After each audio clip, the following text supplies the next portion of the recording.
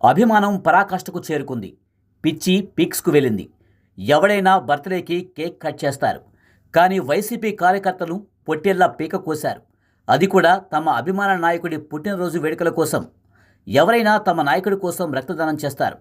కానీ రక్తం కళ్ళ చూడరు. నాయకుడి కోసం అభిమానులు సేవా కార్యక్రమాలు చేస్తారు.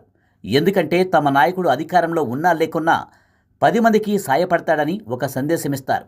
కానీ అధికారంలోనికి వచ్చిన తరువాత రప్పా రప్పా అంటూ నరికేస్తామని చెప్పడం అంటే ఆ నాయకుడిని ప్రజలు ఎలా నమ్ముతారు?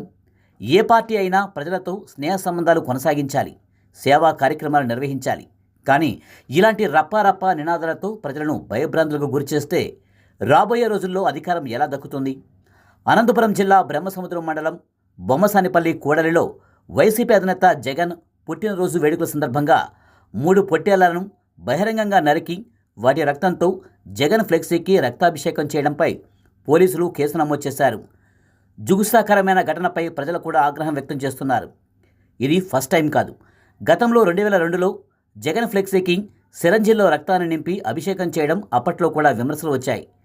ఇప్పటికే తాము అధికారంలోకి వచ్చాక గంగమ్మ జాతరలో పొట్టేలు తల నరికినట్లు రప్పా రప్పా నరుగుతామంటూ ఫ్లెక్సీలు కూడా గతంలో ప్రదర్శించారు. అది కంటిన్యూ అవుతున్న పరిస్థితి కూడా ఉంది. గతంలో జగన్ కూడా ఈ ఫ్లెక్సీలో పొట్టేలు నరకడం వ్యాఖ్యలకు సంబంధించి వివాదాస్పద వ్యాఖ్యలు చేశారు. అందులో తప్పేముందంటూ వారి కార్యకర్తలను సమర్థించుకున్నారు. దీంతో వైసీపీ అభిమానులు, కార్యకర్తలు, నాయకులు దాన్ని కంటిన్యూ చేస్తూనే ఉన్నారు. మరి నాయకుడు ఎలా ఉంటే కార్యకర్తలు ఇంక ఎలా ఉంటారనే ప్రశ్నలు వస్తున్నాయి. ఇప్పటికే వైఎస్ వివేక హత్య కేసులో జగన్ తీవ్ర ఆరోపణలు ఎదుర్కొంటున్నారు. అయిన వారినే నరికి చంపారనే ఆరోపణల నేపథ్యంలో వీళ్ళు అధికారంలోకి వస్తే మరి పొట్టేలను నరికినట్లు నరికేస్తారని భయం ప్రజల్లో కూడా ఉంటుంది కదా. అభిమానుల వల్ల నాయకుడికి చెడ్డ పేరు వస్తుందా, లేక అభిమానం పరాకాష్ఠకు చేరుకుంది? పిచ్చి